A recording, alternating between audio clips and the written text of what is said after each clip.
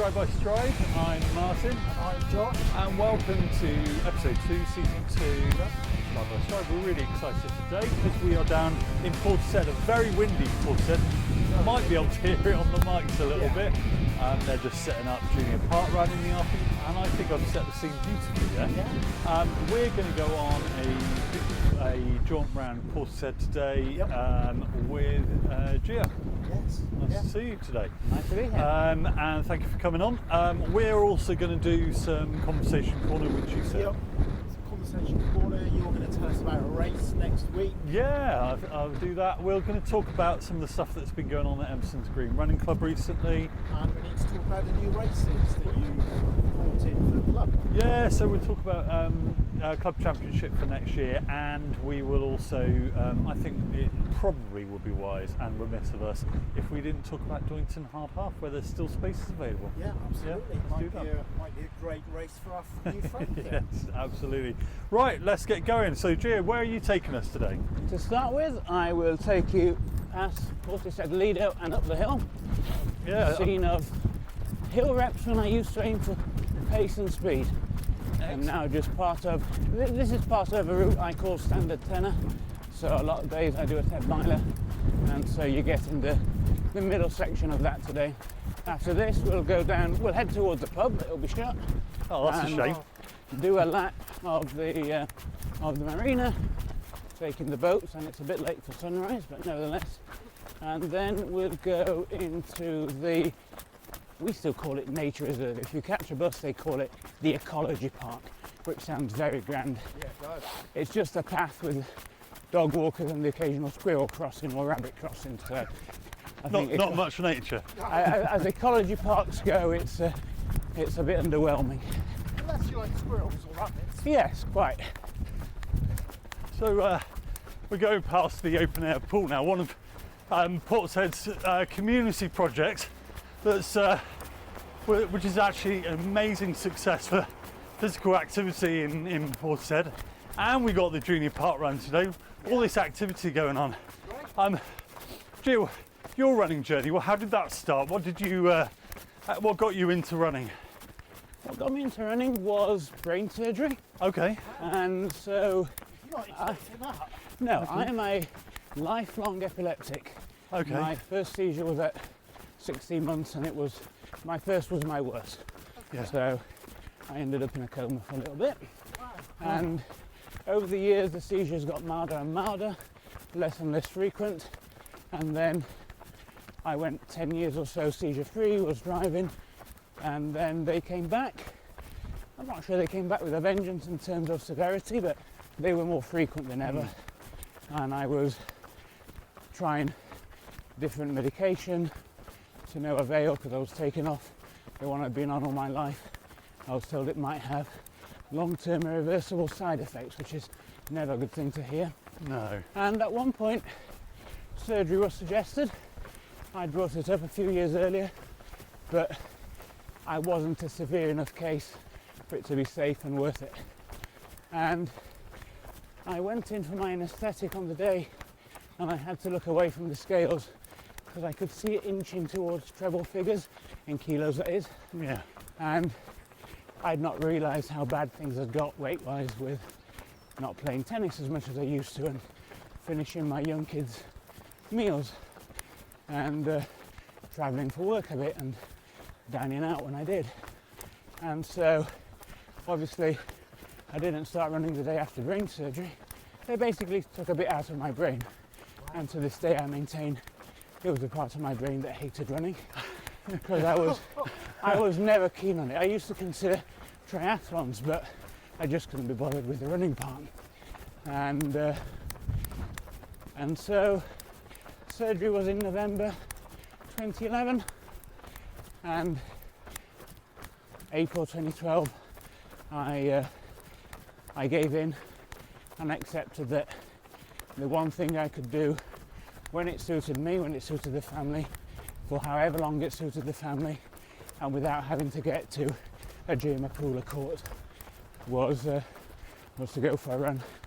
And so I went out, did a 1 minute run, 1 minute walk, 10 times that, and it's just really snowballed from there. Wow. It's amazing, isn't it? Like, obviously, you know, massively important and life-changing surgery there, but it's been kind of, broadly speaking, revolutionary for you, hasn't it? Like having this, and you know, what was that first step like? You know, so obviously you realised that something had to change, and you wanted it to change, but what was those first kind of moments like for you? Yeah, I wanted it to change because I was not fitting in my old jeans anymore. Right. And being a Yorkshireman, the notion of going out and throwing money away at a new pair of jeans did not really appeal. So, And that's why you started running. it's why I started running. But what I'd spent more money on shoes, funny enough. Yeah. well, early on I was, one pair was enough, and I went in with a clear budget and spent about 50 quid on a pair of shoes. Yeah, So that, as return on investment goes, that was a good one. yeah, And but I think what helped was realising early on I can do this. yes, Yeah. And at the time I didn't know any runners. I used to spend a fair amount of time on Twitter, as it was then, when it was a nice place to hang out. And one of the topics I went on to talk about there was football, and particularly Sheffield United. And there were a couple of people I, let's say, bumped into on Twitter. They were not runners, but they did 5Ks, 10Ks, and they got a significant sense of achievement from doing these. And so early on I set myself a goal of a 10K, and that was my first running goal, and that was September 2012. Right. that's amazing, isn't it? You know, Really, I'm a bit in awe, really. I yeah, was not expecting you to say all that. no, but you know, it's just, do you know what? It's like, It's the power of running. well, it's the power of running, but it's also the power of health and ill health can be really motivating, can't it? You know, Yeah. when we find ourselves in a situation where it's like, okay, right, something's got to give, or something's got to change, something's got to remind, or it just reminds us that actually, because we find ourselves in a situation where we are unwell, and we think, okay, we're not doing this anymore, you know, or you know, a trip to TK Maxx for another pair of shoes jeans, is not going to happen. Yeah, but I like that about the jeans. Yeah, That's quite funny. Well, it's backfired because I've since lost more weight than I put on, and so I've still had to buy new jeans, but at least I've gone down rather than up a size. But growing up I'd always done sports. I grew up in Italy, so whether it was with my friends or I'd always done sports, just not particularly well. And when I was in the football squad, I don't say football team because I never got kicked, but when I was in the junior football squad, I'd be the one at the back holding my spleen and walking while everybody else jogged around the pitch. So, and I think what lulled me into a false sense of security was playing tennis here yeah, and actually doing quite well, but looking back, not because I was fit, it was stroke play or whatever, or reaction time, eye to ball coordination. It was definitely not the fitness. Okay. I was wondering if you could talk to us a bit about your love of the Severn Bridge. I know that following you on Strava, you do a few sort of training runs on there. You do your park run there. Can you sort of tell us why, well, I assume you love it, why you like the Severn Bridge so much? So we have to go back a bridge first, and we have to go to the Humber Bridge, which is remarkably similar in length, in construction. And in 2018 I signed up for an event called Hell on the Humber, Okay. and they hold it about four times a year when everything allows, but typically it's a 6-hour event. In the summer of 2018 they offered 6, 12, 24, 36, and I thought if I was going to go all the way back up there, I might as well attempt the 36. Now by this point I've How done many miles was that? as many as you could fit in, So as many miles you can do in 36. back and forth, effectively a 2-mile stretch of a bridge, so 4-mile loops. Now I justified it to myself and to anybody who would still listen with the fact that it went from Hessel, which is my late grandfather's birthplace, across the river to North Ferriby, where my late grandmother was from. So that's how I rationalised it. You're visiting your grandparents. But rationalising 36 hours running back and forth a bridge is a lost cause. But I did that in 2018, and I was outright winner. You won it. 132 miles. Wow. The hoodie with my name on it, the hoodie's got the PBs of, and the winners year by year, but it'll tell you 136. It wasn't. It was 132 miles. I went back the following year, repeated the distance, first male, second overall. Can I just ask you, just before we move on, Yeah. when you were going backwards and forwards on that bridge, how do you run the whole 36 hours with no break? So I took no sleeping break. There was a lot of walking, Yes. but I've always told myself I can do stuff like that without sleeping, which over the last couple of years has come to bite me, and I've changed that. But otherwise, 36 hours, yes, one go, because I don't always trust myself to stop and get going again. How do you, because this is blowing my mind, how do you not get sort of like bored of just going up and down the same route Well, for a day and Day and a bit. a bit? so I'm not being rude. I'm No, just trying to understand, like for me, You're trying to get strategy, aren't you, in case you have to do it yourself? And our listeners might want to know as well. yeah, many people have asked me over the years. So I have done some beautiful point-to-point ultras. yeah, My favourite remains the West Highland Way race, which is 95 miles.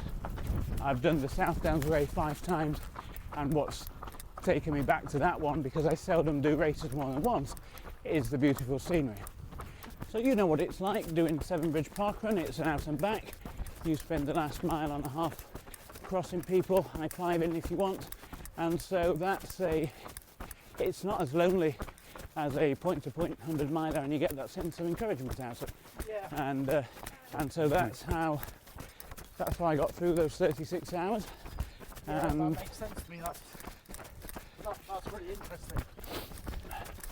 And so when the organiser of the Tunnel Ultra put on two events on the Severn Bridge, a 100 miler and a 200 miler, I initially signed up for the 200, but in the days leading up to it, I downgraded to the 100 because I'd had a 2022 that didn't give me the confidence to go and do 200 miles in 2023, and so I downgraded to that, and it was a good decision because I won the 100. But You won the 100. I won the 100. Yes, these are small scale events, right?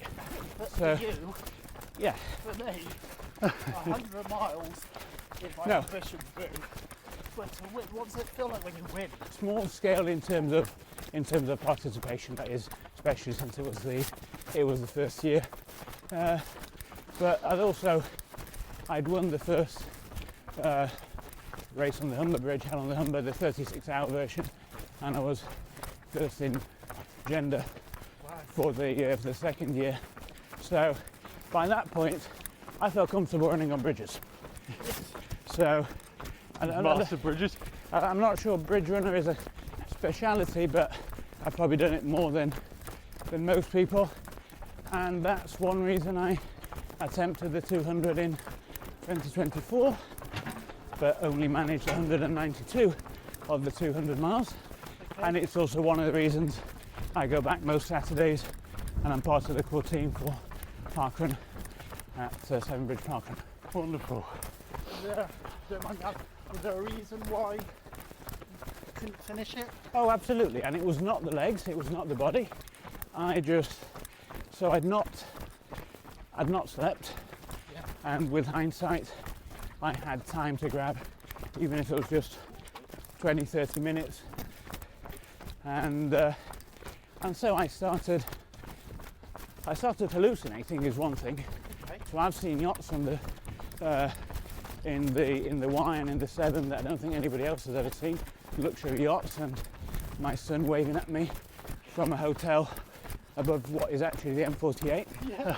But what really did it for me was I went out with 2 laps to go, and I knew that all I needed was 20-minute miling, which is effectively walking pace. Yeah.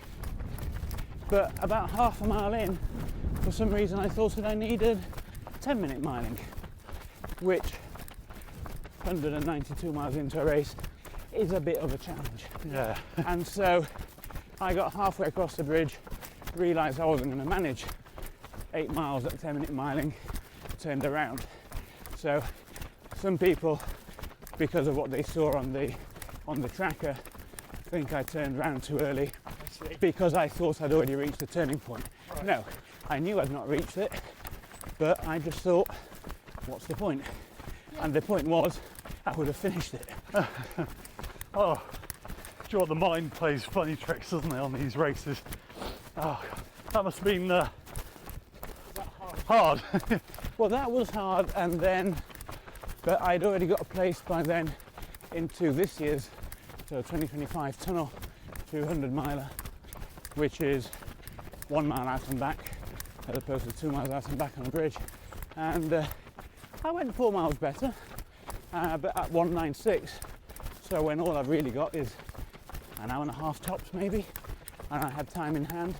Again, I'd not slept, and I was losing my bearings, and my wife came out to rescue me to see if I was doing okay, and at that point I figured I'd better just walk back and call it a day.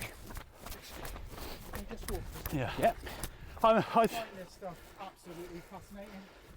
That you're doing these, to me, these amazing challenges, and just running with you this morning, how quite normal you are still, in the nicest sense of. Yeah, my family would disagree on that, but and I'd How do your family actually feel about you doing these crazy things? Does your wife worry about you? Or? yes, is the short answer. So I agreed not to do canal races anymore, because whilst I've not had a seizure for 6 years, running around along the canal is not great for me to do and for her to know about. Yeah. No. And she really doesn't want me to go back to the bridge and the tunnel and the bridge, but because I was so close, what we've agreed is one last roll of the dice, a second roll of the dice next year. And I've not used running for fundraising since my first marathon, because I've always felt this is what I do for fun, and I'm within my comfort zone has expanded, because over the years I'm now up to, I think it's 20, 100 or longer milers. So my comfort zone's expanded beyond marathon distance, but yes, we agreed I may well do some fundraising for a charity that she actually works at, and that was helpful to us when our youngest was even younger. But yeah, if I don't get the job done, that's it. I'm done with those two. I'll only go back to maybe support volunteer. Wow, this is just so, for me, this is so amazing to be able to talk to somebody who's doing these really long, hard, mentally difficult runs. It absolutely blows my mind. I totally agree, and sort of having run over 100 miles, I know what it takes out of your body, and then to do sort of multiple events, I just I'd like to do it, but I decided after my first that I wouldn't. We've jumped a big gap in your running history here. Yeah. We started at 10Ks, and we've suddenly ended up at 200 milers. Yeah. So should we paint the gaps now? We'll paint the gap. So Sorry. 2013, first marathon in April, an ultra in September, second marathon in October, and then 2014, my first time along the West Highland Way in Scotland, the first 53 miles of that, from Mulgai to Tindrum, for the Highland Fling, which I went back to do in 2015, but in 2015 it was part of it's an unofficial combination called the Triple Crown.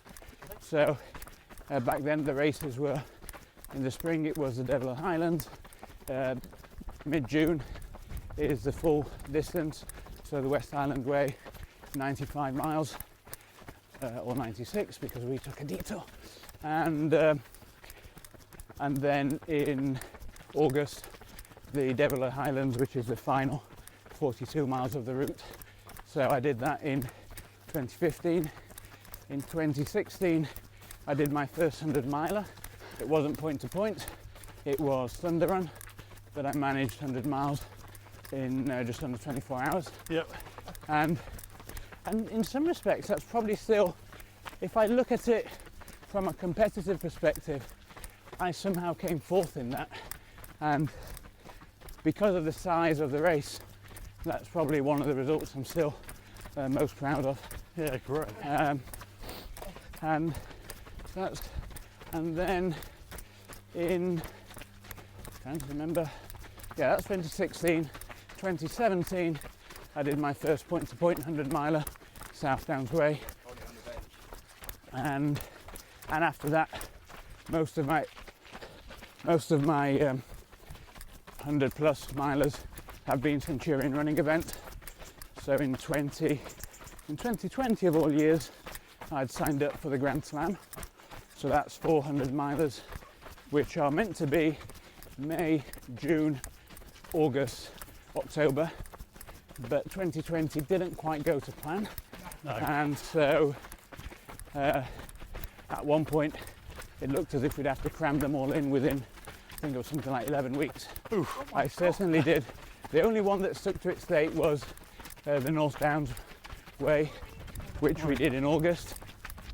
And then so that was early August, I think second weekend. And then September 4th, I was doing Thames Path, which is normally in May, but in May nobody could travel. And then in October, Autumn 100. And what should have been the most compressed ever series of Grand Slam events then got extended to June 21, because in November 2020 the second lockdown came in, and so nobody could travel. But I'm still impressed to date by the Centurion team and how they were able to put on perfectly safe events, because it's not mass participation, it's 300 runners.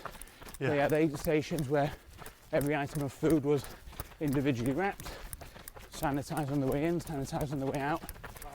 No help with water bottles, that's something I really missed, Yes. having to refill my own Yeah. bottles. Staggered starts, but they did a really good job. So that's 2020 to 21, and in 22 I did Canal Slam. So that the first one was the Grand Union Canal. That year it was Birmingham to London, it was on the way down. I did the Leeds-Liverpool Canal, which starts in Liverpool and ends in Leeds. And before that, Bristol to London, the Kennet and Avon Canal. I completed it, but it took me a year to convince myself I'd done well, because I recorded the slowest time overall for the 3, not just in that year, but in any year up to then that the series had been held. And people were telling me, yes, but you kept going. You didn't pull out when things weren't going great. And they were right, but it took me about a year to rationalise that, to digest that. And that's 22, and then 23 was Bridge 100, 24 was my attempt at Bridge 200, 25 was my attempt at the tunnel. Well, I think we can take from that But really, you just kind of like dabble at running. I do it occasionally. Yeah. I like to do a bit of running. Well, I would actually be hopeless at doing a bit of running. So I've been run streaking. It's amazing what you've done. It's incredible. I think probably what we go to right now is just think a bit of listener engagement. I think, do you know, Morning, Judy. I think I'm asking people about their journeys and how they've escalated. Yeah. So if you on our Instagram, on Stride by Stride podcast, you want to tell us about your rapid escalation in how things advance with your running. If you want to message us with the hashtag that got out of hand, I think would be fair. That might be something like, I did a 5k, I went to a marathon. Yeah, I mean, and I've known that. I've known people do that, but it just shows you the power of what we do, you know, and what the motivators are and all that sort of stuff.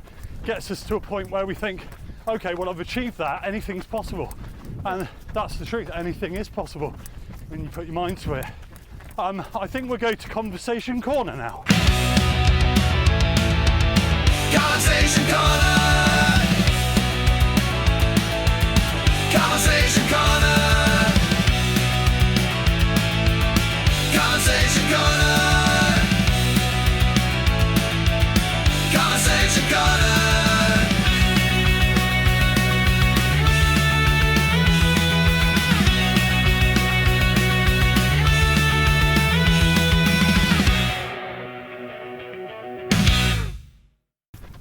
Fresh from our coaching courses, we're talking about the importance of warming up. Oh, the warm up, yeah. Now this is a very hot subject, I feel, because even myself, before I did my course, I'm not really one to warm up. I know the importance You know the importance of it. of doing it, but I'm lazy. But now I've been re-educated.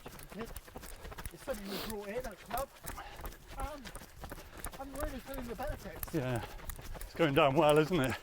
Do you warm up, do you? You couldn't have got me on a worse week. Okay. No, I am. So all my runs, next week I'll have run streaks for 13 years. Yep. And so that's running at least a mile every single day for 13 years.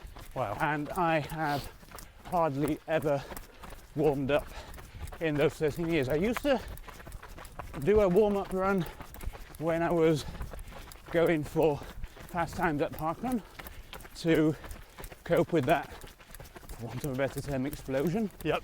But otherwise, my first mile is never my fastest. I just ease into the run, and then at least these days I do some stretching at the end of it. Yeah. Now, do I think that's the best way? No. Should I do some cross training or some core work? Yes. But life seems to get in the way. Yeah. And at 4:30, 5 o'clock on a weekday morning, that really doesn't appeal. No, I agree. And you know, I think what we do know is that us who are involved in endurance running, where we've got, you know, sort of 40 plus or 50k plus kind of distances to cover, we make a concession, don't we? Yeah. Which is, yep, first mile I'm warming up. That's what I'm doing. That is part of that process. And I totally agree. You know, if you are going for a fast time over a shorter distance, 5k, 10k, then you do need to warm up. Yeah. Because if you're not going to get that time because you're starting out absolutely stone cold. So yeah, I completely see where you're coming from, and certainly, you know, for any ultra that I've ever done, I have never moved before the start, essentially. You know. But for the stuff we do at club Morning. is, I think it's really good what I like about it is it brings the whole club together, not just the, I'm going to call them athletes now, but all the run leaders together, which I think is really nice. Yeah, it builds community. And, you know, I'm the first person to tell everybody now, doing the warm-up drills, I'm not the best, but no one is, as far as I can see. It's just a bit fun. Yeah. Yeah, I think you've got to take solace in the fact that you look a little bit silly when you're doing A skips and B skips. Yeah. You're Stroke in the kitchen, or the calf sleeves. Yeah. It's got so many different names. Yeah, definitely. But yeah, I think it's good fun and it brings people together in the right environment. I think that is one of the beauties of the rugby. Oh, I'm addicted. And I am. I don't deny it. I need to get my run streak in. Yeah, it is an addiction because I don't trust myself to run if I'm not run streaking, because then I start making excuses and not going out. Whereas saying I go out every day is a lot easier. You must go through so many trainers. Well, that's why I don't tend to have the fanciest trainers in town, right? I know you've done work with shoe, so I didn't say it, but you walk into a sports shop and all you see is the 200-pound ones. Yeah. And people think I'm starting to run, I need those because that's what I need. They'll make it so much easier. No, I spent 50 quid on my first pair, and I only go into treble figures if it's either trail shoes. If it's stuff I need to do 100 or 200 mile racing, then I need to know they're going to last. Yeah, totally. Do you ever get like blisters or? I'm quite fortunate. I use Compede ahead of long stuff. Yeah. But otherwise, yeah, I'll feel them more at the end. Yeah. I don't change shoes during a race because that's not worth the pain. But generally, I haven't got some of the photos to share that some people have. Purple toes, yeah, but that's okay. Okay, right, fair enough. Where were we? We were talking about warming up. So just to quickly say from my perspective, I don't, but a cousin of mine in Sheffield started a group with some other entrepreneurs. It's called Sheffield Business Runners, and they meet on Monday afternoons for 5k, and they warm up religiously. One of the members of the group is a quality runner, with a bit older, but with a running club background, and he won't let them set off until they've gone through those drills. And I've been part of it, and I did it once with them, and I thought, I've done more warming up in the last 5 minutes than I have in the last decade. But doing it all together in a car park, I guess, takes away some of the feeling like an idiot of doing it on your own outside your front doorstep. Yeah. So it's the power of numbers. Although sometimes I find like a really quiet alley so I can do some butt kicks and some high knees. Yeah. Because I thought, oh, nobody can see me now. You know, it's fine. I can do what I want here. Like, I do feel a bit under pressure when we do that at club. I'm okay. Getting better. It's the coordination, isn't it? You know, like the fact that you're there. Man with 5 legs. Yeah, it's like, and I was saying that to somebody, they're saying, oh, I look like I've got clown shoes on. I was like, yes, you know, but actually there's comfort in that community, isn't there? And the fact that you're all doing it and nobody looks graceful. Because actually the only people I've ever seen do it gracefully are like top grade athletes, you know, sprinters mainly, because they do it like all the time, don't they? So, I think you talked about your greatest achievement, which was the Thunder Run. I think that's the one that, if I look at results, and I seldom do, I think, yeah, there were a lot of runners that day, and it was my first stab at either 24 hours or 100 miles. And so the guy who won it that day actually was from Bristol, Andy Person, but I didn't know him then. I only really bumped into him when we were both wearing Centurion running shirts and we crossed on the Avonmouth Bridge. As you do. Yes. Out of your massive running years, what's been the worst run? So the worst individual run? Yeah, all the time when you just thought, oh. Not today, yeah, not today, or...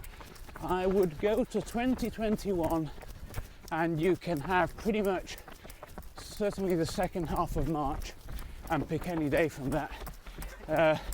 So again, we're in a pandemic situation, races as such aren't allowed. Well, maybe they were, I'm not sure, but in January... we were still down in that at that time, yeah. In January, Mark Cobain, the evil genius behind the tunnel, organised a virtual challenge which was an an accumulator or a reverse accumulator. So 1 mile on the 1st of January, 2 on the 2nd, all the way. Now, the option of the reverse appeals to me. So I started on 31 on the 1st of January, 30 on the 2nd. I got stuck on 26.2 for a few days. So up to the 10th of January I was still doing marathon distance and then dropped down. And after that month I really should have afforded myself a bit more R&R than I did. Yeah. So I stumbled through February and then in March it hit me. So that's the 1 month that springs to mind where I was doing streak savers or running slowly and thinking, is this a good idea? Yeah.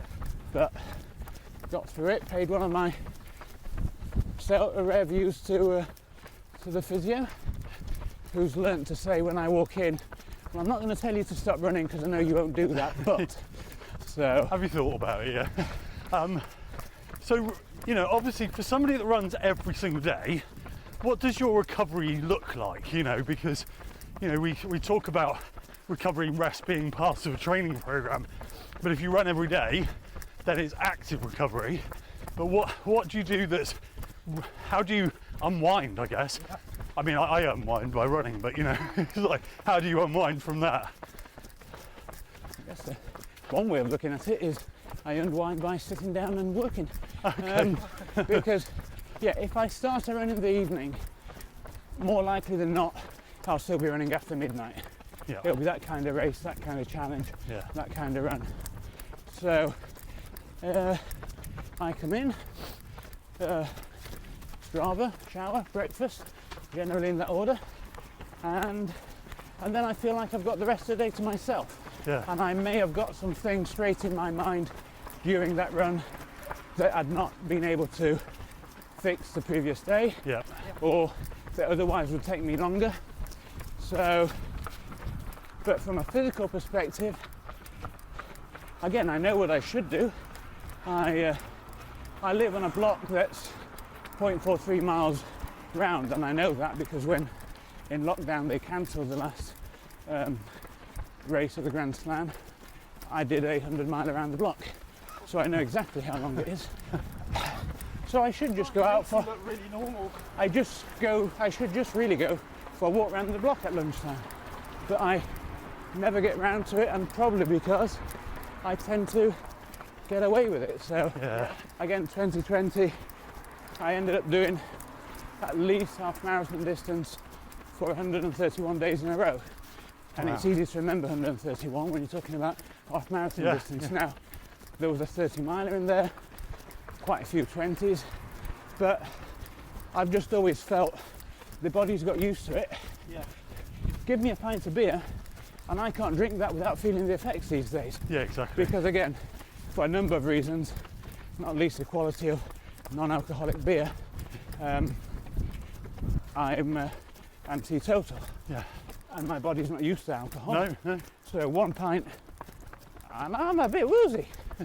but I'm the same. the running I can cope with. Yeah. Your liver's out of training, but your body's well trained, which is great. I think at this moment what we'll do is we'll talk about an overseas race that I've recently found, Josh. Oh, brilliant. Um, Tell me all about it. Well, do you know what? Normally we do something quirky, don't we? We do. I find something unusual and I Yeah. chuck that in. Lego, yeah. blocks, all the above. Yeah, I do. Yeah, the Lego one we didn't talk about. That's such a shame. That 100-meter Lego world record was fantastic. Yeah. But let's talk about one of our listeners from Poland, Okay. and I thought, okay, what's coming up in Poland at the moment? And we've got the Poznan Marathon next week, which, to all intent, Yeah. is like any city road marathon, but it's super flat, so it is PB worthy, Excellent. and it's got lovely views, you know, so lovely views, goes around the old city, and I've been told it's one to put on your list if you're in Poland, so Decent medal. or are we talking wooden? No, it's Or a cat? proper metal, mate. Proper. All the trimmings. Yeah, it's a proper race, mate. Okay. Sounds good. Which is unusual for me to find a proper race, but do you know what? I thought for once I'm going to chuck something in there that maybe someone might do. No, I like that. I like it. It's quite normal. Yeah.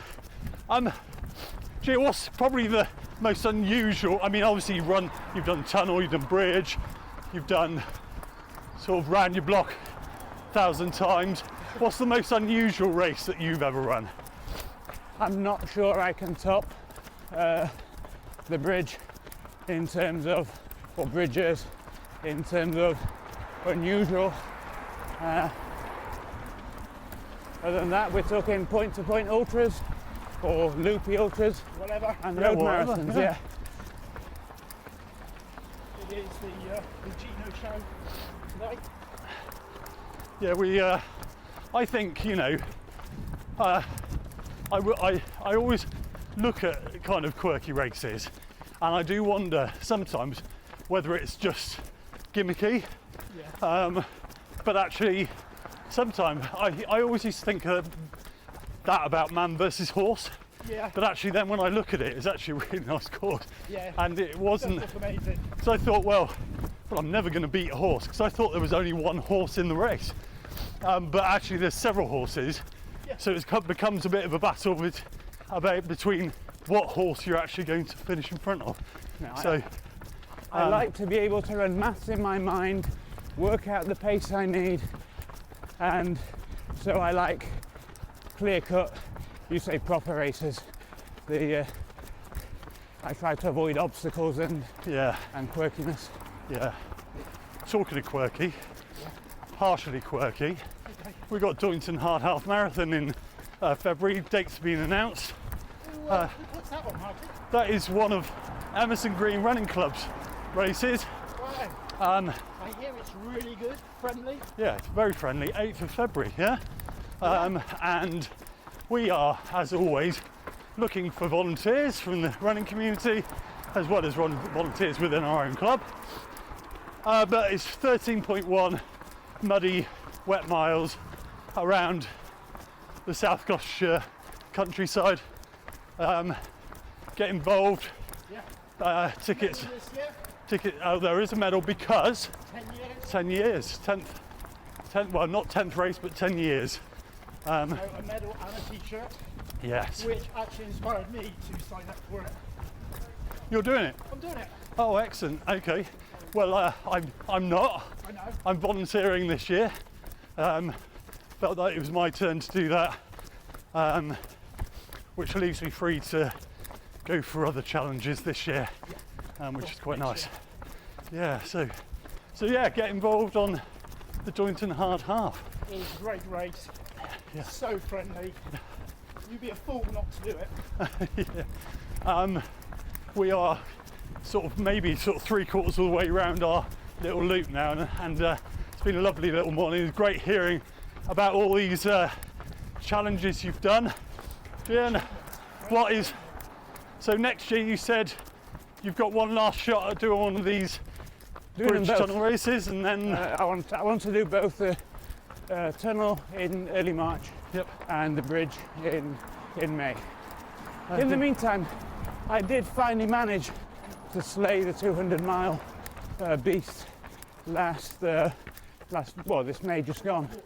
But that was that was point to point. That was Cardiff to London. Oh yeah. But I took a couple of naps, Okay. and so that made all the difference. Yeah, and do you know what? I think that just becomes part of multi-day, large distance running, doesn't it? You see people, if you're tracking someone like on something like the Spine race, you'll see like a little bed emblem. They're either in an aid station and you see them there for a long time. You know that they're taking a kip. But of course, you know, it's not unusual for people just to sleep out on the trail, is it? You know, just get in a bivvy bag and which down. is what I did. On being May, I had a bivvy bag, but I didn't use it. No, 'cause it's In fact, so I've just warm. got 15 minutes, and then the following morning 10 minutes. I might have got a few minutes more, but I remember the public was clearly concerned for me sleeping on a bench, and he woke me up to check I was all right. But yes, that counterintuitive thing whereby I need to invest, not spend, but invest 10, 15 minutes not moving Yeah, to be in a better shape for the rest of the race. absolutely. You know, Which is easy to say now with you guys on a running Portishead. It's being able to put that into practice when the clock's ticking on race day or race days. yeah. What do you want to do next? What do you think would really, Beyond that, you mean? yeah, what do you think would be your next real big challenge? So I'm coming to the end of a challenge. Again, it's one of these unofficial challenges that Mark Cobain arranges, whereby since I'm in my 50th year, he has something that he calls Run Through the Year, where every month you have to do a 50-mile run. Okay. And you can do it. Top friend. You can do it anytime, but since I'm in my 50th year, I figured this would be a good time to do it. And so November, I'll have closed the loop on that. Then March, May, I've got my rolls of the dice. And again, if ever Karen listens to this, I've gone on record again saying it's my last shot at both of them, and you can quote me or shoot me. Now, I'm worried that I have no inclination to go longer, and I have no real inclination to go faster over 200. I think just ticking that box will do. Yep. What I'm worried about is that when I turn 50 and I'm in a new category, I'll want to do some proper running again. And by that I mean have a stab at another sub-3 marathon, which is a lot more painful than a lot of the ultras I've done. Because What is your marathon PB? you dare, and so it's 2:56:05. Great time. What does it feel like to run at that speed? Well, when I was doing it, so I got sub-3 marathons 2016, 17, 18 and 2 in 2019, and so you don't achieve a sub-3 on the day. What you do on the day is you manage to not mess things up and throw away 3-4 months of training. So I got to being able to do that by doing speed work sessions, hill reps on the where we started today's run, Yato sessions around the loop around this park, which just happens to be 0.8 of a mile, pyramid sessions down here on my own at 5:30 in the morning, and that's what gets you a sub-3. Yeah. On the day you just have to make sure you don't mess it up. And yes, on the day it feels really good. In fact, when I achieved it the first time, it felt so good. I think that's what brought on one of my last epileptic seizures. It was knee scan, and so while everybody else was admiring the yachts, I was in the medical tent, and I think it was that big drop in adrenaline from chasing that arbitrary number that means so much to recreational runners, to achieving it, and then you've got that what next feeling. So, Wow, that's incredible. I think what we'll do is we'll just walk this last section because we've got some more content to get through. So Josh, let's talk about club this week. Okay. So on Monday, we had a guy come along from London Athletics and gave some time at Emerson's. It was Rich. Yep. It was two things about the night. Firstly, it was really nice to have somebody from England Athletics come down. It was really nice. We spoke to a lot of people. Also for me, on a Monday night, we did the ping pong run, Yep.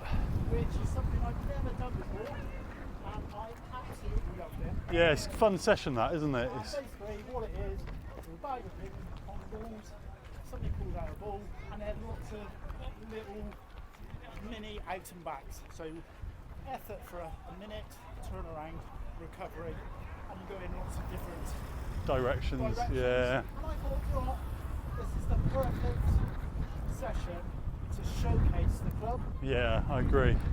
Yeah, it's a good session that. And then Tuesday, I think it was. Tuesday, Loop- the railway path. It was Railway Path. Yeah, I was thinking it was Warmly, but that was the week before. I Yeah. led the medium Yeah. and had a lovely little group of about 10 of us. Nice. But in my group, I did have two people. One lady was, one person was deaf, and the other was very hard of hearing. Yeah. So this wasn't really a problem at all, but I just made the rest of the group aware we're going down busy streets, Yeah. roads. and Make on sure we cycle paths. look after each other. Yeah, and it was a very quick session, Yeah. and it was good. Yeah, good, good. And then Thursday, I led a Parlauf session. So Parlauf being pair running in German. And we just did 2 sets of around about 12 minutes, loops around Pomfrey, paired up with someone roughly equal ability to you. And when you kind of cross on, you go in opposite directions. When you cross over, you speed up. And when you cross over again, you slow down. So yeah, great session, and lots of working on sort of posture and things like that because we kept seeing each other. So yeah, It's good something fun. new that we're bringing, isn't it? Yeah, Because we've had a lot of training now on the correct running posture, swinging your arms, looking forward, shoulders down. So this is starting to come into our sessions. yeah, definitely. Yeah, it's an important part of it, and you know, and I'm seeing sort of benefit of going through that with people as well. So, and we've also announced our club championship races for next year. Check those out if you're a part of the club. We've got some good stuff on there. We've got an ultra marathon on there, which is something I've tried this year, but unfortunately didn't get any traction. But I get the sense that this might be different. So that's good. And we kick-start the year at the River Bank Rollick on the 18th of January. So from Thornbury along the river, the Severn Estuary for a few miles, and then across again the South Gloucestershire countryside back to Castle School in Thornbury. Good fun race, nice community atmosphere, loads of people turn up at the park at the end where you get to run through the little stream. Decent price, you tell me. 20 quid, 20 quid, yeah. That's brilliant. So yeah, it's not bad. So yeah, so we got some good races. The one I'm looking forward to the most is the Apocalypse Run in November, because I've got no idea why. It's probably something to do with the name. I find it fascinating. So we'll see what happens at that one. That's because you're a bit of a rocker, and I can sort of see you sort of turning up with your own guitars and stuff. I think turning up like dressed up as the Grim Reaper or something like that. Yeah, that'll be fun. So that does kind of bring us towards the end of our recording today. Just wait for the motorbike to go past. And to the backdrop of the River Severn, and also the Junior Park Run this morning, which is lovely to see. Gia, it's been great having you on the show. Thank you. So interesting. Really interesting. And for you, you know, and I'm going to ask Josh's question here. We normally ask people their tips about running. So what is it that you would say to a new runner to kind of infuse, motivate, get going? What 3 tips would you give to them? So one tip would be set yourself realistic goals. Yeah. And those, you can change those goals as you progress along your running journey, but your goals on day one will not be your goals 6-12 months down the line. But set yourself goals that you can achieve, and you can get satisfaction out of achieving them, because it took me about a year to enjoy the act of running itself. I used to have a blog called I Can't Stand Running. So I would get the endorphin hit at the end. I would see the physical benefits because of the state I was in when I started, but I didn't do it because I enjoyed running. I did it because I kind of needed it. So that's one thing. Another thing, and I guess it goes hand in hand, find runners who are running for the same reason you are. Don't go asking the elites for advice until you've got to a higher stage maybe. But realise that you may, on social media in particular, you may come across stories of really what sound like amazing achievements, but what's amazing depends on where you're at. Yeah. So find those runners who have broken 1:15 over 10k and are delighted about it. I know one of the first run that left me really elated was the first time I ran 5k on my own without walking. I managed to run 5k without stopping, and that still stands out pretty much on a par with my ultras. And third, and I'm a bit biased here, but yes, if you're just getting into running, find a park run. It might not be what you do on your first week of running, but whether you're walking, running, a combination of the two, it's a truly supportive. I'm talking about the beauties of parkrun, Craig. So, and Craig you're on the used to- podcast right now, so yeah. but yes, we've got it here in the background with the junior park run. We've just bumped into Craig, who used to be one of the RDs at Severn Bridge, where I volunteer. And yeah, find one, and you'll find a great community and great inspiration.